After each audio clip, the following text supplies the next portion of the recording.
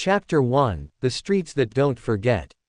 Chicago woke before the sun, grumbling through steam vents and rattling train lines like a restless giant trying to stretch out stiff limbs. Malachi Dre walked through the early cold with his hood up, moving along the cracked sidewalks of the West Side, where the streetlights buzzed as if whispering secrets they had overheard during the night. The city breathed around him, alive with the murmurs of distant sirens, passing cars, and the soft scrape of someone's broom clearing broken glass from a storefront that had seen better decades. Malachi kept his head low, not out of fear, but out of habit. The streets had long memories, and he had learned to move through them like someone trying not to disturb a sleeping beast. Malachi's mornings always began the same way, with a numb kind of rhythm that felt more like survival than routine. He walked to a small corner store near Kedzie, where the owner, Ms. Alvarez, pretended not to notice his tired eyes and the way he scanned the windows before entering, as if expecting something to leap out of his shadow. She greeted him warmly, as she always did, slipping an extra pastry into his bag with a look that told him she understood more about him than he said aloud. He thanked her, stepped back out into the cold, and continued walking, listening to the quiet churn of his own thoughts. What he never told anyone was that the city had started speaking to him in strange ways. Graffiti he had passed 1,000 times suddenly felt like warnings. Cracks in the pavement looked like veins spreading outward from his footsteps. Even the rumble of the green line overhead sounded different, deeper, as if vibrating through his bones. At first he dismissed it as stress, or exhaustion, or that strange slipperiness between dreams and waking life that had plagued him since the night on Halsted. But each passing day made it harder to pretend nothing had changed.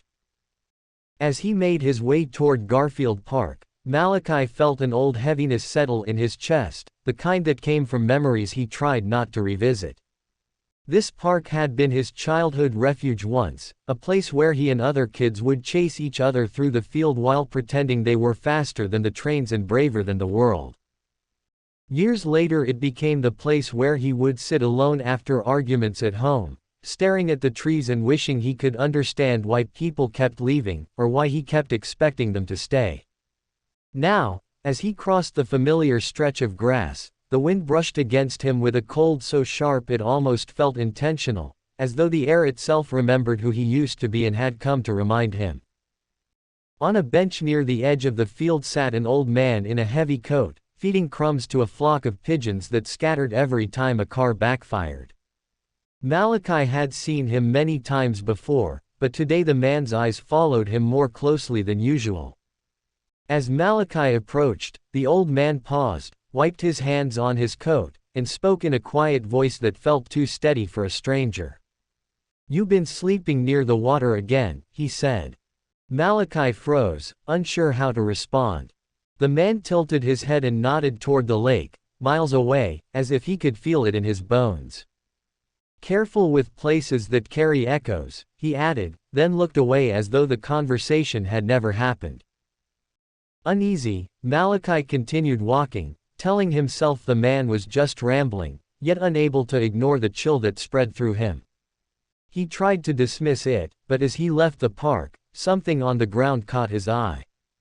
Near the sidewalk, half buried in the grass, lay a small scrap of fabric. When he bent to pick it up, he realized it was a patch of material stitched from mismatched textures and colors, woven together in a way that made his stomach twist. It looked exactly like the creature's skin from his dream. Malachi dropped it instantly, stepping back with a pulse of nausea. The scrap fluttered once in the wind, then sank flat against the earth as though it belonged there, as though it had been waiting for him to find it. He forced himself to walk away, even though every instinct begged him to run. The city seemed to watch him, streets humming beneath his feet, the sky dimming more quickly than it should have for the time of morning.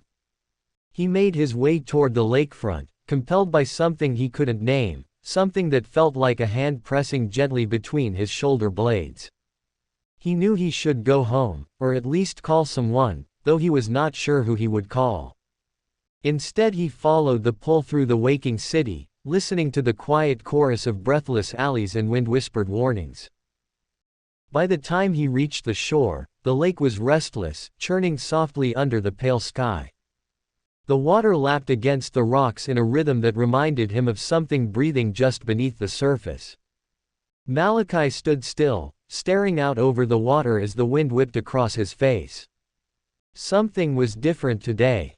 The air around him felt charged, heavy, expectant, like the moment just before a storm breaks. Then he saw it.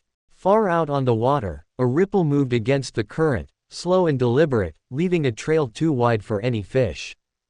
His breath caught as the ripple moved closer, then disappeared completely, as if something had slipped beneath the surface. For a moment, everything went silent. Even the wind held itself still. In the next instant, a voice brushed the back of his mind, soft and familiar, like a memory resurfacing. "Do not fear what remembers you," it whispered. Malachi closed his eyes, knowing without looking that it was Cariel's voice. Whether it came from the dream realm or the waking world, he could not tell. When he opened his eyes again, the water was calm, but the message lingered in the air like a warning. Malachi stepped back from the shoreline, heart thudding hard. The city seemed to shift again, acknowledging something he could not see. He looked behind him, scanning the path, the trees, the empty benches. No one was there, yet he felt a presence, watching. Not hostile, not friendly, simply aware. As he turned to leave, his eye caught a second scrap of fabric caught on a nearby railing, fluttering gently in the wind. He stared at it, a cold realization settling into his spine. The creature was not only awake.